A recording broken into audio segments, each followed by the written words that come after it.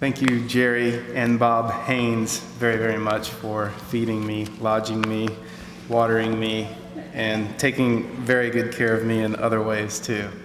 Thank you. And thanks to all the sponsors. There's a whole lot to name, so I'm going to be generic about it. And especially thank all of you for coming out tonight in the midst of this climate in the country, especially with it's become so popular among anti-war types that, well, Obama got the nomination, so we're in good shape now. All the problems are going to be solved. The U.S. is going to withdraw completely from Iraq. Things are going to get better. And that's, along with giving you an accurate snapshot of what it looks like in Iraq today, and talk about the dire circumstances about Iran, of what's coming, what's likely coming. I want to talk, I think, most of all about context, because so much of what's going on today couldn't be happening if we weren't letting other people, i.e. the power structure of this country, whether it be the so-called government or the corporate media or numerous other institutions, allowing them to set the context of how we perceive reality. And Iraq, the invasion and current occupation of Iraq is a great example that we can use for this. For example, the context for the war against Iraq, weapons of mass destruction, links to 9/11. Weapons of mass destruction, let's just stop and focus on that just for a minute. So Iraq could not have weapons of mass destruction, but the US has more weapons of mass destruction than any other country on the planet. Iraq is right next to Israel, which has minimum 150 nuclear weapons. Those are weapons of mass destruction, but Iraq can't have them. So just this context of just assuming and taking in, well, it's okay then for us to buy this rhetoric of, well, Iraq's not allowed to have weapons of mass destruction. Or the context that it's the US's right to go in and quote unquote liberate a country, even though it would be an illegal act of aggression that contravened the Geneva Conventions. So again, context, and I think we can apply this to just about anything, and especially now when we talk about Iran. Iran can't have nuclear weapons. Again, why not? Who are we to say? With 10,000 nuclear weapons, again, very aggressive neighbor in the state of Israel with 150 nuclear weapons, just, again, launched a massive attack against their neighbor Lebanon 2 summers ago, using their weapons of mass destruction. I was there, I saw them using white phosphorus, using cluster bombs, bombing bridges, bombing hospitals, bombing paper plants, bombing milk factories. But Iran can't have the technology necessary to make nuclear energy.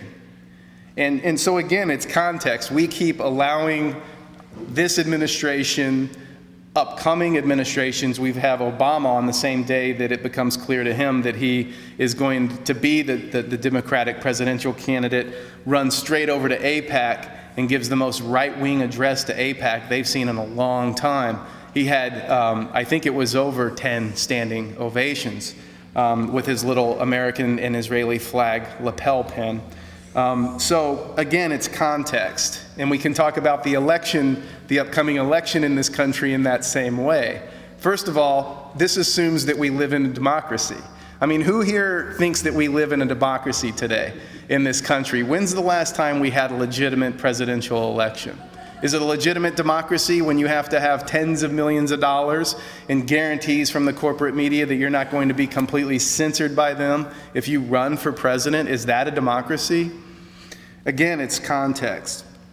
And with the media in this country, I mean, when we talk about corporate media, I know, you know, I've given many talks in Seattle.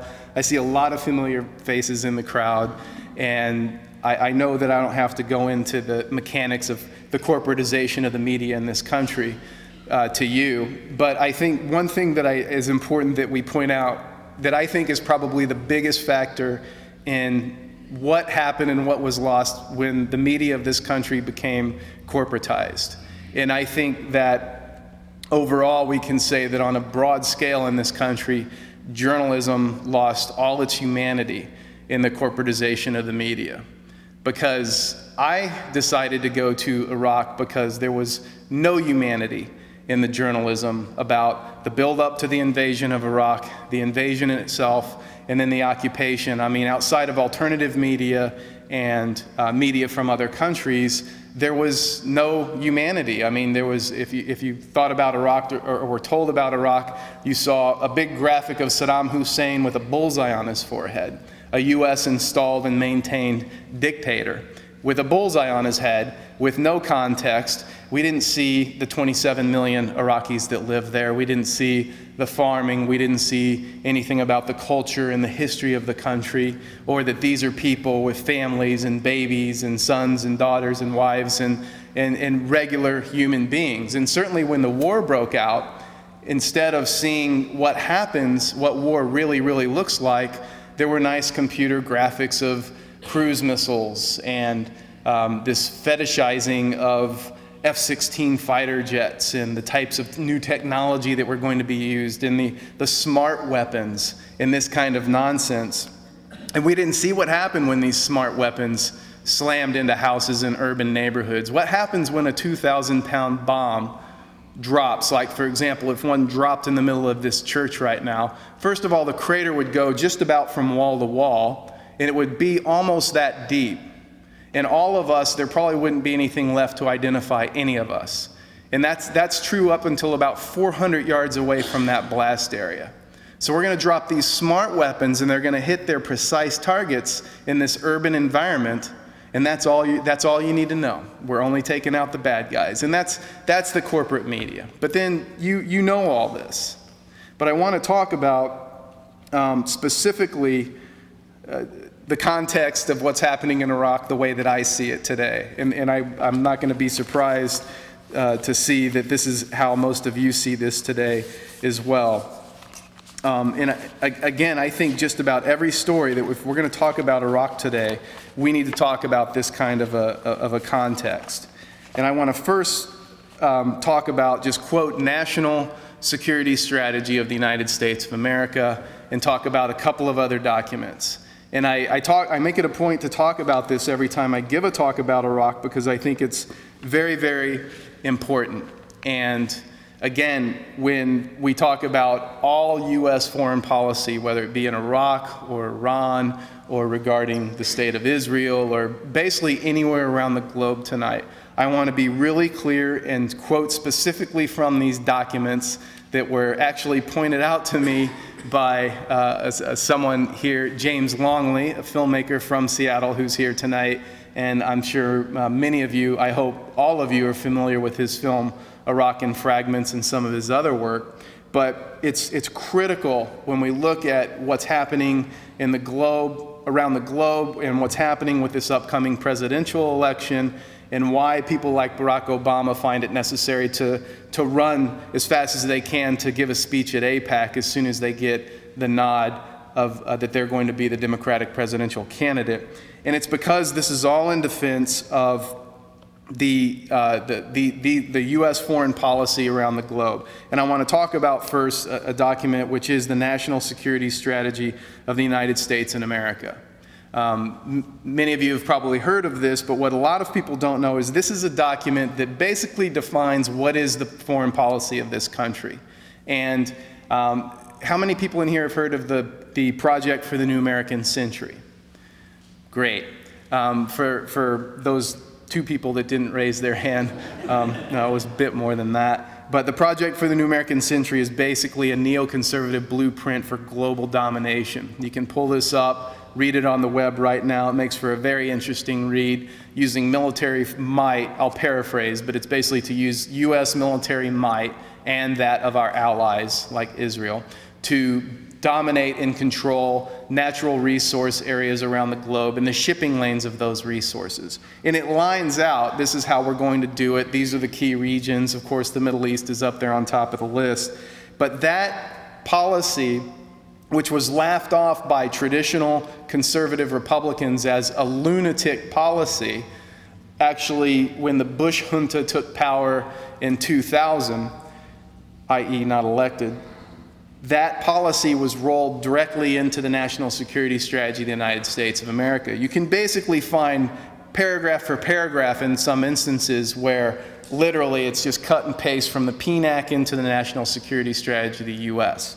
And that is the case today. And then this is a document. Let me read you one quote. Our forces will be strong enough to dissuade potential adversaries from pursuing a military buildup in hopes of surpassing or equaling the power of the United States. To accomplish this, the U.S. will require bases and stations within and beyond Western Europe and Northeast Asia. Now, let's talk about the bases a little bit, because just in this last week, there's been a flurry of activity and reporting thanks to Patrick Coburn of The Independent, an excellent reporter, one of the few at a big newspaper anywhere that will report on this kind of stuff, where basically the Bush administration is trying to actively lock in a policy through their stooge government in Baghdad, the puppet government led by their appointed Prime Minister Nouri al-Maliki, that it's basically going to lock in permanent U.S. military presence in Iraq. And then, of course, they're doing this, and then Ryan Crocker, the U.S. ambassador to Iraq, is running around saying, they're not permanent, they're not permanent, they're not permanent bases. Well, he's telling the truth. They're not going to be permanent bases in Iraq, just like there's not permanent bases in Japan. And there's not permanent bases in Germany, and there's not permanent bases in South Korea. None of these bases anywhere are permanent, because they have this thing called status of forces agreements with the countries where those bases are located, and they have to be renewed from time to time. And the way this has been working in Iraq is there's an annual UN mandate that the U.S. has to get to kind of have this aura of legitimacy over the occupation. And they're trying to basically do away with that completely, have the puppet government lock in a policy to where whoever the next president of this country is, whether it's Barack Obama or John McCain or whoever, they will not even have the option of withdrawing U.S. military presence from Iraq, and certainly not the bases. I'll come back to the bases. I want to read a quote from a military document called Joint Vision 2020, as in this is the goal, these are goals and outlines for what the U.S. military should look like by the year 2020. The chairman of the Joint Chiefs of Staff's vision in this document is for the U.S. military, quote, dedicated individuals and innovative organizations transforming the joint force of the 21st century to achieve full spectrum dominance. They have that bit in bold. And that term appears in the document over 10 times. I think it's either 13 or 18 times. And it's in the mission statement of the document. Full spectrum dominance means total control of land, air, and sea, but also information and space. Persuasive in peace, decisive in war, preeminent in any form of conflict. They have that last bit in italics. And then there's another document that's important, the Quadrennial Defense Review Report. This one's put out by the Department of Defense. There is a stated ability in this document for the U.S. military to fight, quote, multiple overlapping wars, which they're doing now, and to, quote, ensure that all major and emerging powers are integrated as constructive actors and stakeholders into the international system. Now, what does this sound like? To use the U.S. military to, quote, ensure that all major and emerging powers are integrated as constructive actors and stakeholders into the international system. Now, is that defensive? Is that democratic? And again, with that context, just knowing a few of these quotes from these three different documents that drive U.S. foreign policy, these documents that none of these candidates, well, now we're down to two, McCain or Barack Obama, will talk about changing these documents, because that would mean talking about giving up on the plan for U.S. world empire. because that is what these documents are calling for. That's what the PNAC calls for, which is now the National Security Strategy, and then the Quad Defense Review Report and Joint Vision 2020. This is how we're going to use the military to do that. Global control by controlling resources in their shipping lanes. That's the context of all of this. If we're going to talk about Iraq today, about Palestine, about what's happening or what might happen in Iran, that's the context for all of this. And again, how many times do you turn on NBC and hear some talking head saying, well, we have a report from you from Iraq today, and we just thought it's important to remind our viewers that the Quadrennial Defense Review Report, or the Joint Vision 2020, is talking about full spectrum dominance, and this little situation in Iraq today kind of highlights that. I mean, you're just not going to see that. And so under that context, I want to be clear also about other reasons of why this war is happening, and if we talk about empire and how what's blended right in with our quote-unquote government is basically the corporatization of the government. This was, Antonia Juhas was here last week at the Regional Winter Soldier event, and she talked about how for the first time in the history of this country, the president, the vice president, the Secretary of State, and there were one or two other extremely high-ranking officials, are all former members of oil or oil services companies. I mean, this is unprecedented in the history of this country. And it's certainly not by accident. Like, oh, how convenient, what a fluke. We're going to war in the Middle East, and the vice president just happens to have ties with the biggest oil services company on the planet. What a coincidence. What a lucky guy Dick Cheney must be. And that's basically kind of the attitude taken in the mainstream media. And in the reality, let me just line through Halliburton and how Dick Cheney got into this position and why Halliburton is in Iraq today. And one could, I think, argue one of the reasons why the U.S. is in Iraq today. The context for this short bit that I'll read you, and I promise not to read much out of the book. I don't like being read to either. But the context was, this was in my first trip into Iraq. It was December 2003. So early on in the occupation. So what is that? About 7, 8 months into the occupation. And already there was a fuel crisis in Iraq. One thing that you can point the finger, you can accuse Saddam Hussein of a lot of nasty things and you'd be spot on. But one thing you can't accuse him of having gas shortages in Iraq or overcharging Iraqis for gasoline and not heavily subsidizing that gasoline. Under Saddam Hussein in Iraq, there were no line. A line at a gas station was one car was at the pump in front of you. And it was pennies on the liter for that gasoline. Then fast forward into the invasion and occupation. It wasn't exactly good PR to the Iraqi people when just 8 months into the occupation, there's massive gas lines. I mean, you drive around Baghdad, and if you need gas, if you can't afford it at the black market, you're basically screwed, because it means you're going to have to go to one of these petrol stations where, yeah, the gas was a bit cheaper, albeit already several times higher already than it was under Saddam. But you're going to be waiting in a line. And oftentimes those lines were 2, 3, 4, 5, 6 miles long, and they were getting longer by the week.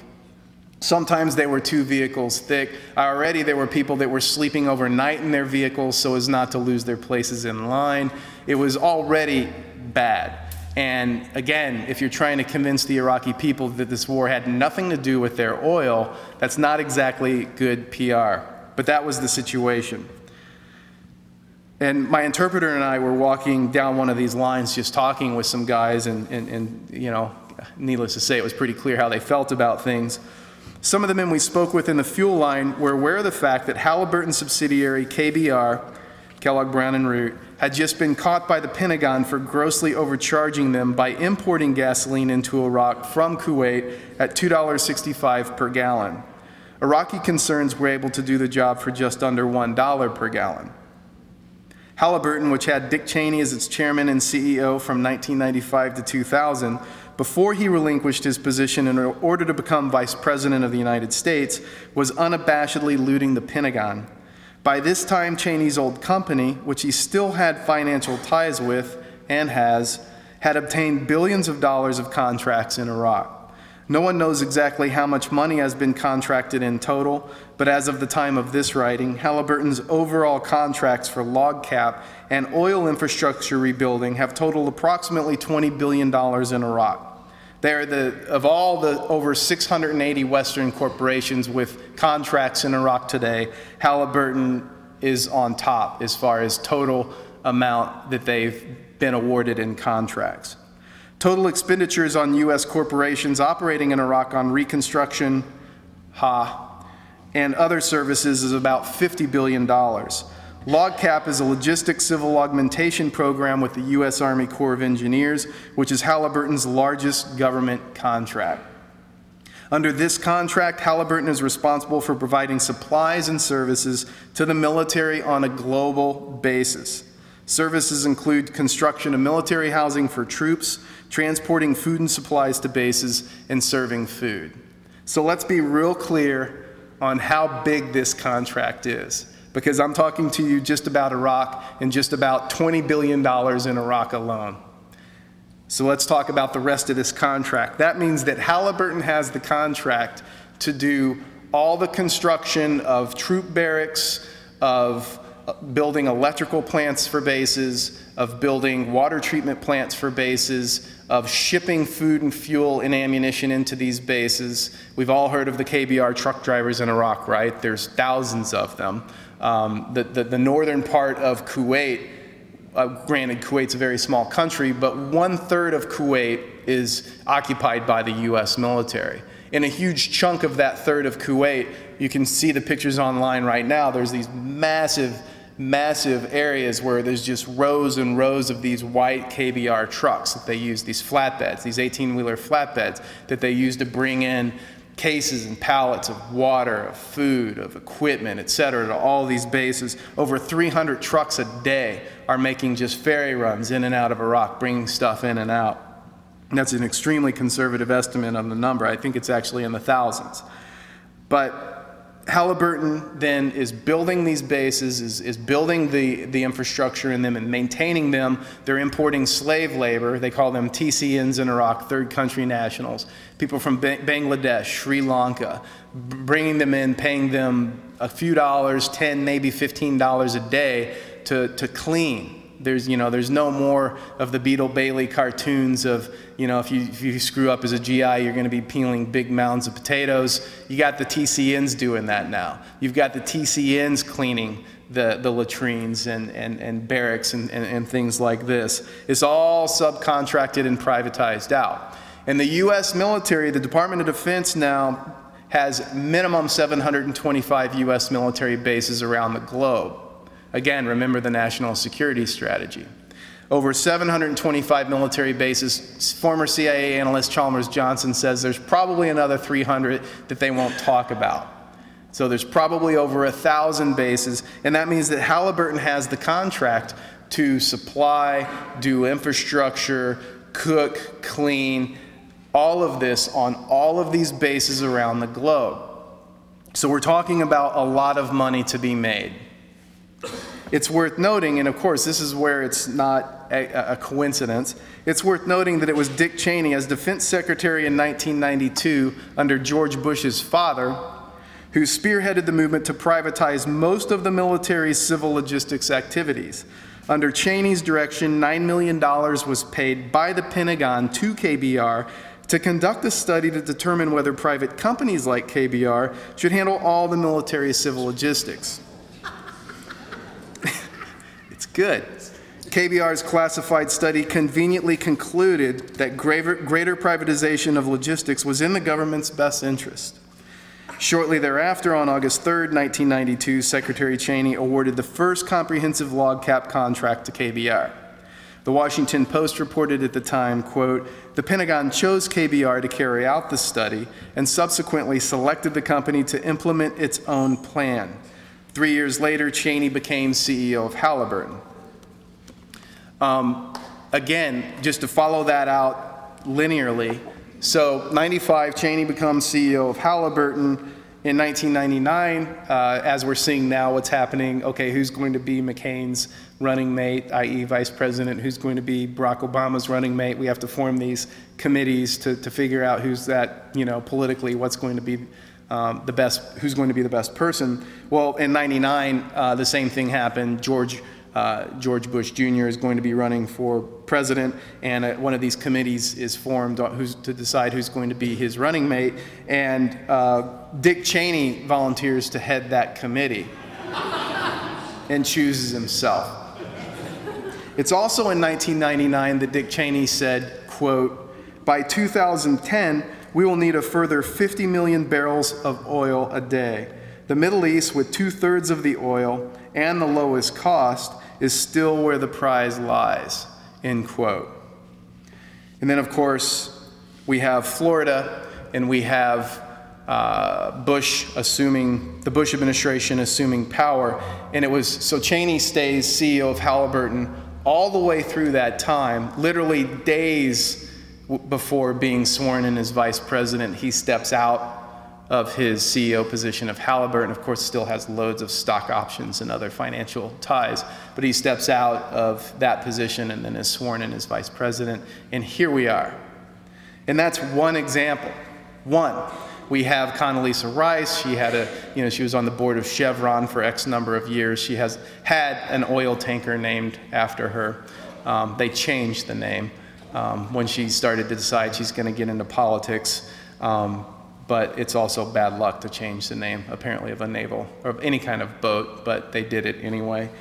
There's Condoleezza Rice, and then, of course, we have George Bush Jr., we have his father's illustrious career. I mean, we can go down the administration pretty far down, and it's really hard to find someone that does not have ties to a corporation that's profiting from some measure passed in this horrible 7 years.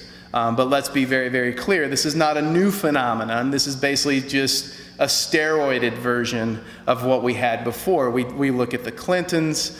We go back before that. I mean, this has been going on for decades. It's wrong to think that this is just George Bush Jr.'s war against the Iraqi people. Of course, if we talk about Iraq today, which I want to now, we have to talk about the sanctions. And we can't really be wrong to talk about the sanctions without first talking about the fact, let's just go all the way back to the beginning. I mean, it's the U.S. that helped the Ba'ath Party come into power. It's the U.S. that helped Saddam Hussein get into a position where he could stage the coup and come into power. Without CIA help of giving the Ba'ath Party the names of communists and dissidents so they could be taken out, the Ba'ath Party and Saddam Hussein may not have ever come into power in Iraq. It's because the U.S. helped make that happen. Supported him. Of course, we have the horrible war between Iraq and Iran, which killed over 1 million people. The U.S. supporting both sides during that war, profiting from both sides during that war. It's the perfect catch-22 scenario. We come up to the sanctions period. Well, just before the sanctions period, we have April Glaspie was talking with Saddam Hussein, and he asked her specifically, he said, look, Kuwait is doing horizontal drilling. We think they're stealing our oil. We're going to attack them for doing this. And she said, we have no opinion on, the U.S. government has no opinion on Arab-to-Arab relations. So Saddam Hussein goes into Kuwait. That's the perfect pretext then that's used by Bush's father to launch the war against Iraq in 1991, which killed hundreds of thousands of Iraqis. And you can go online today and find declassified military documents specifically from the Air Force, where they had done studies in advance of, before we bomb Iraq's water treatment plants and their electrical plants and distribution lines and these pharmaceutical plants, etc., how fast will cholera spread? How long will it take people to start dying off from malnutrition and disease? And they project into the future, well, it's going to take this number of months. And if you hit this many water treatment centers, it's probably going to take this many number of months. This is genocide. And that's exactly what happened. The '91 Gulf War, we had water treatment plants bombed, we had electrical plants bombed, we had hospitals bombed, we had lots of infrastructure bombed, and then we had the sanctions. The sanctions where, again, 8 years of the sanctions overseen by Bill Clinton The sanctions were minimum 500,000 Iraqi children died from starvation and disease and malnutrition. We all remember the famous Madeleine Albright quote being interviewed by Leslie Stahl on 60 Minutes. "Madam Secretary, do you think that 500,000 dead Iraqi children are worth the price to contain Saddam Hussein?" "Well, it's a difficult decision to make, Leslie, but yes, we think the price is worth it." In addition to that, another 500,000 Iraqis died during the sanctions from starvation and malnutrition and disease and lack of medicines, etc., where you had entire hospitals, big medical centers in Baghdad and other locations that didn't have aspirin to give to people. That was the sanctions. The country was strangled. It was horrible. I know that I see Bert Sachs, Jerry Haynes, I'm sure there's probably others in this audience too that went into Iraq during the sanctions and have talked to you about that. The sanctions, okay, we rarely talk about that when we talk about Iraq today. Year zero is March 19, 2003. So when I talk now about, okay, what is the current situation in Iraq, and we're comparing it to the sanctions. For example, everyone in here has probably heard of the Lancet report. This is the most recent scientific study done to tabulate excess deaths in Iraq. We have a situation where the Lancet study, their baseline for the study, you have to have a baseline if you're going to do a mortality survey. Well, okay, what was happening in Iraq before this invasion and occupation started? We need a baseline of no war, no occupation to base this study on. This is the study of 655,000 excess deaths, or 2.5% of the total population of Iraq is what this study found. It was released in the British Lancet Medical Journal, October 29, 06. The legwork for that survey was carried out in the summer of 2005. And here we are in the summer of 2008. And so it's a wee bit out of date. Well, the baseline for the Lancet survey obviously had to go back before March 1903, and it was the last 2 years of the sanctions. That was the baseline of the survey. So we know that that is a grossly low survey. We also know it's grossly low because they intentionally did not include areas of major combat operations like the Fallujahs and the Najafs so as not to skew the survey.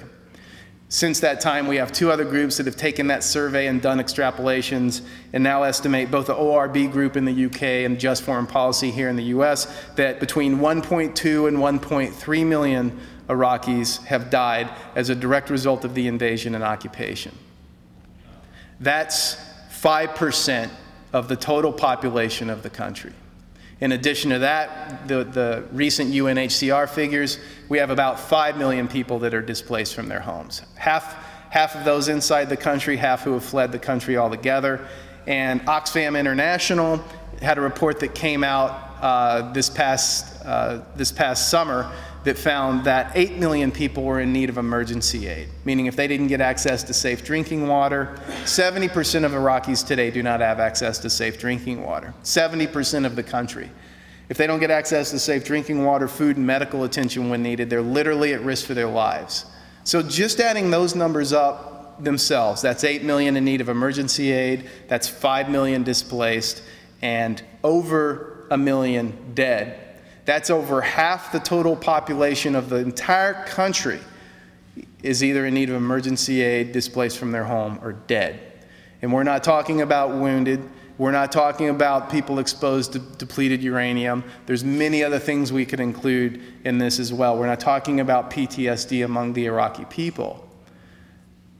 That is absolutely catastrophic. And can you imagine if that was the situation in this country, how would that be reported? Can you imagine? Would people, you know, what would happen to a media outlet here if over 1 million Americans had been killed from a natural disaster or an invasion and occupation, and it just wasn't mentioned? Or there was a study done and that was found, and maybe it was mentioned once. I mean, it would not be considered a legitimate media outlet now, would it? And yet, so many people in this country still consider corporate media legitimate in any way. This is a corporate media that sold this illegal act of aggression to the American public, and yet they're still, like the New York Times is still treated with any legitimacy whatsoever. How is that possible? How is that possible? So, The situation in Iraq, needless to say, is absolutely catastrophic. This is horrible, horrible information. It's hard for me to keep looking at this on a daily basis and getting this information from some of my sources inside of Iraq, and I'm sure it's not any fun for you to hear it or to keep reading information like this on a daily basis. But it's imperative that we do it, because this situation, the one constant we can talk about with this occupation, if we're going to make any predictions, is that over any given period of time, it gets worse, not better. I mean, they literally reported as good news that, well, according to the Iraqi government, civilian casualties were down last month. Only 597 were killed. It was 500 something. So that's good news. Think about that. What if a media outlet here did that? This is good news in the country last month. Only 500 Americans were killed from random violence and, you know, chaos in the streets and kidnappings and abductions. This is good news. What would happen to that media outlet? Another thing that the media outlets here censor on a national level completely is the Winter Soldier hearings. My next book is on GI resistance against the occupation of Iraq. And I can stand here and tell you today that so far from interviews I've done and research that I've been doing and continue to do is that the military is being held together by duct tape. There's been over 80,000 people go AWOL since this war started. Over 80,000.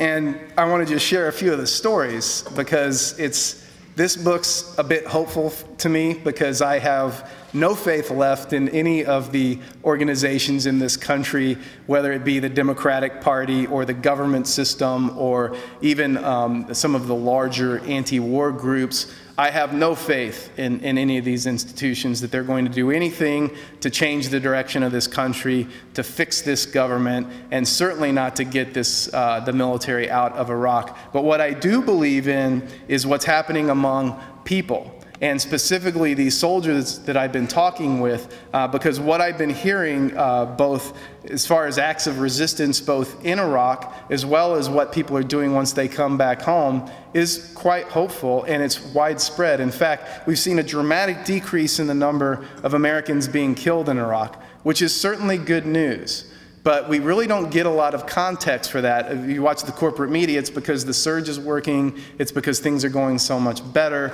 General Petraeus did such a good job. And that's why there's so many fewer American troops being killed. We don't hear about the fact that there's 7 times more air power being used this year than last year.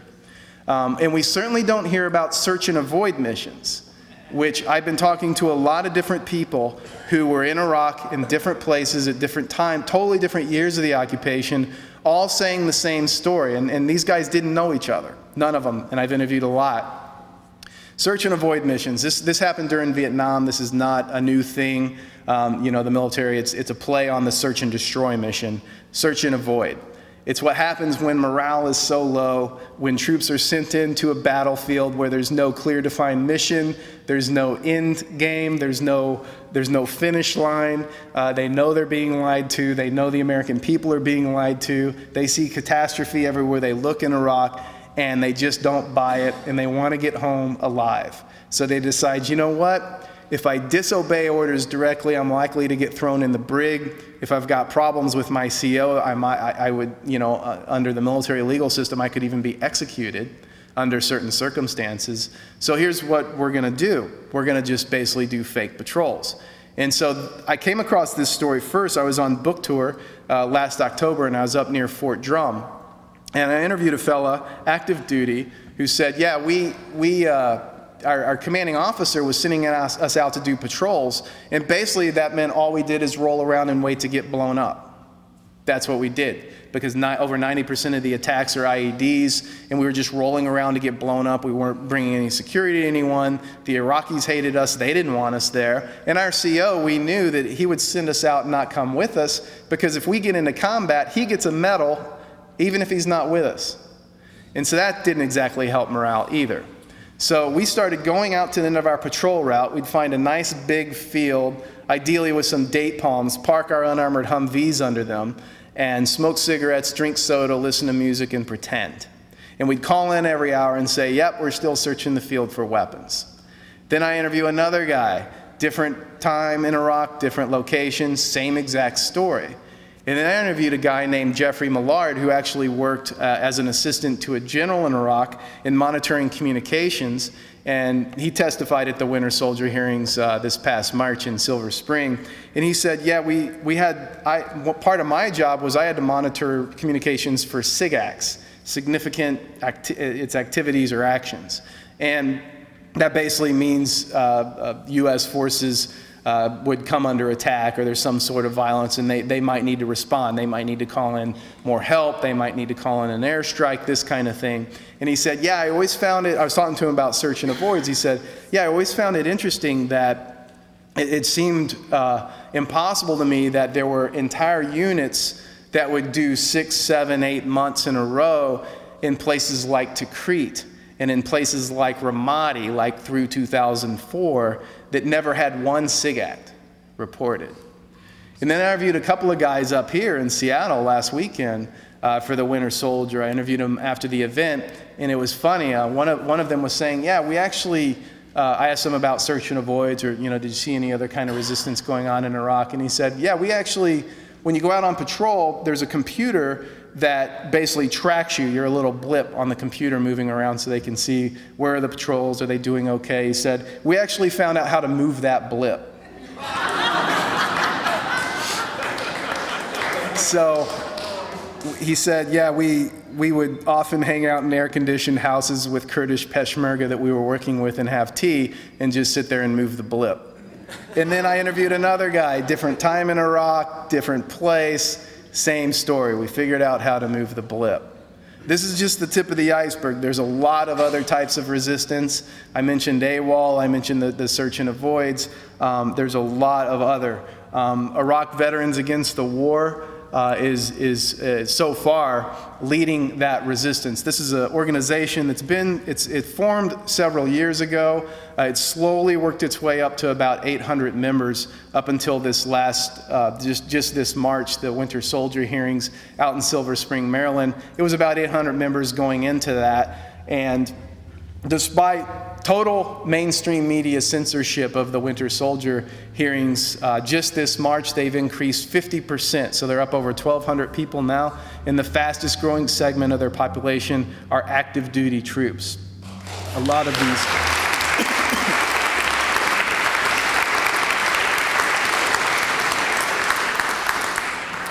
these troops in Iraq.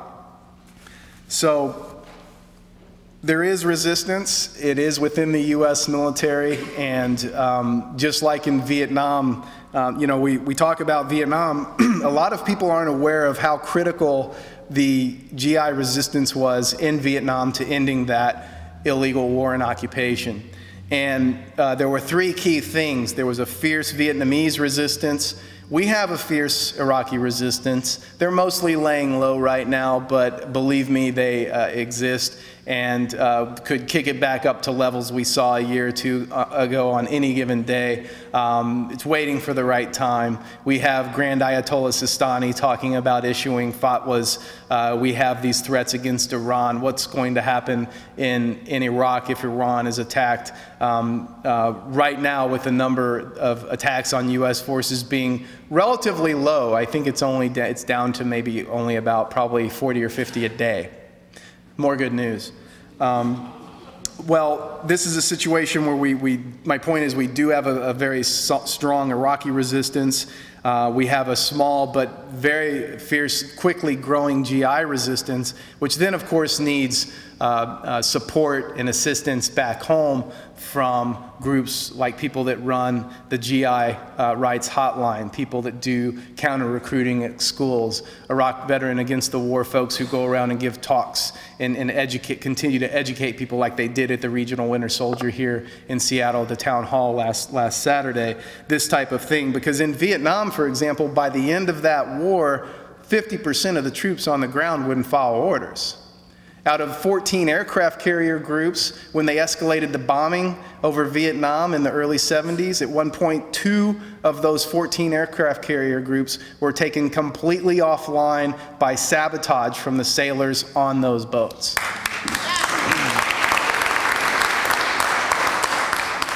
But you're not going to hear about that on CNN.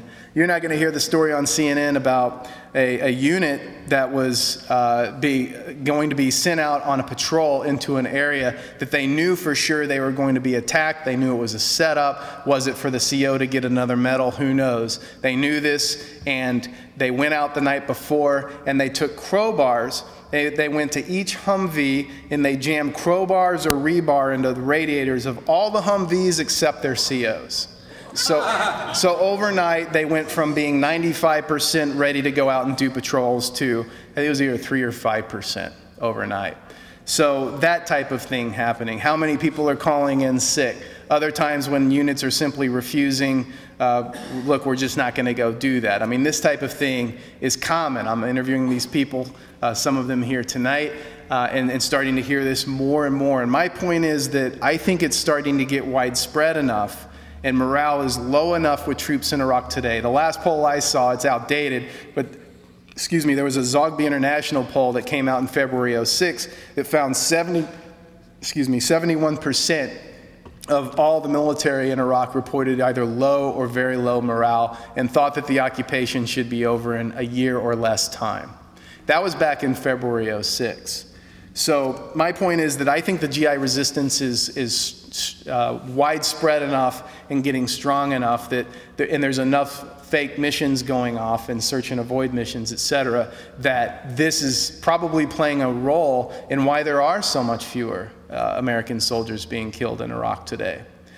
So I think that we're long since past a point in this country of really thinking that, well, if we just change the president, or if we change which party is in control of the House, or make these kind of cosmetic changes here on the face of the empire, that's going to change the policy. I think we're long since past that point. The economic system in this country with oil, if we talk about if there's going to be airstrikes on Iran, and let's be very clear, if this is something that's going to happen, this is because it's not necessarily in the interest of this country, which is absolutely not in the interest of this country. But here's a Reuters story from yesterday.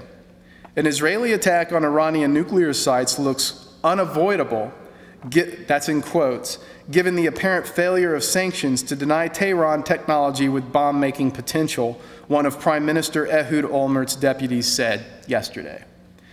Quote, and this is his transport minister, Shaul Mufaz, who's also one of his deputies. Quote, attacking Iran in order to stop its nuclear plans will be unavoidable, said the former Army chief officer, who has also been defense minister.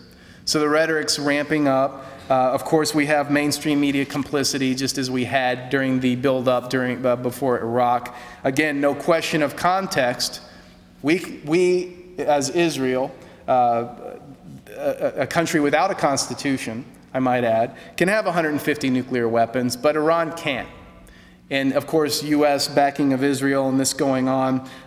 Imagine, one scenario, some friends, we were talking about it earlier, one scenario of what might happen if Iran is attacked. Well, one possible response, and maybe you've heard Scott Ritter talk about this as well, Iran could easily sink a couple of oil tankers in certain locations in the Gulf and basically shut down the supply of what is 20% of the world's oil. So we have a record high Friday of $139 a barrel. What happens when oil within about a week's time goes up to $500 a barrel? What's that do to our economy? What's that do to our lifestyles? What's that do? How does this country function? So this is one thing, and yeah, economically that's bad news. But the really bad news is that this is an administration. Hillary Clinton has done it. John McCain has done it, and Barack Obama has certainly done it now, going out of their way to say all means are on the table necessary to protect our dear friend Israel.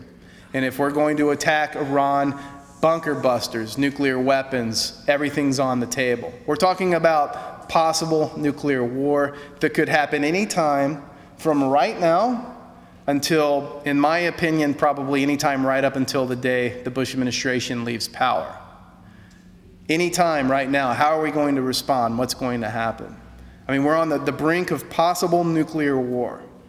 And again, how is this being reported in the media? But the point is that, and the thought I want to leave you with is that the onus is clearly on us. We live in an empire that's going for broke, dwindling resources.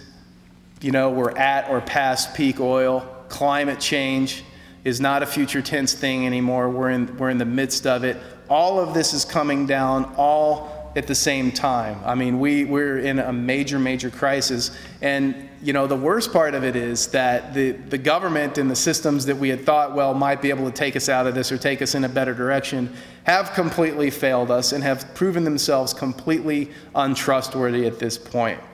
And I think that that's really bad news, but then some good news is that, because it is, of course, customary to end with at least a little bit of good news, but this is true, too, that everywhere I've gone where I give talks, I meet amazing people literally at every single place I go doing incredible work. It's thankless work. It's done for free usually, and there's almost a guarantee you will get no media coverage of this at all, whether it's people doing counter-recruitment work, whether it's vets talking at high schools or talking in cities, whether it's people doing work to try to stop genetic engineering of food or spraying of pesticides or saving forests or anti-death penalty work. I mean, we can go down an endless list of critical work that needs to be done. And I'm seeing this happen everywhere I go. And certainly here in Seattle. This is, I think, one of the finest examples of that I could point to of anywhere in the country.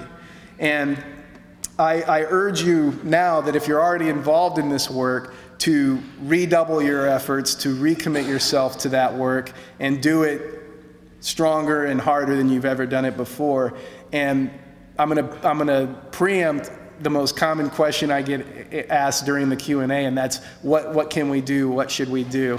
And I wouldn't presume to tell anyone what they should do. I think it's every one of us has something inside of us that we care about more than anything else, whether it's ending this occupation or preventing a war against Iran or GE, you know, preventing genetic engineering of food, or getting involved in doing stuff to try to help prevent climate change or slow it down or do holding actions. I don't know what that thing is, but everyone in here, I'm sure of it, has something inside that they care about deeply and passionately, and hopefully something that they're even willing to lay down their lives for. And I think that we all need to find out, what is that thing today that I care about more than anything, that I think is so critical more than anything else, and what am I willing to do for that cause? Whether it's to protect something or to stop something or to help someone, what am I willing to do to that cause?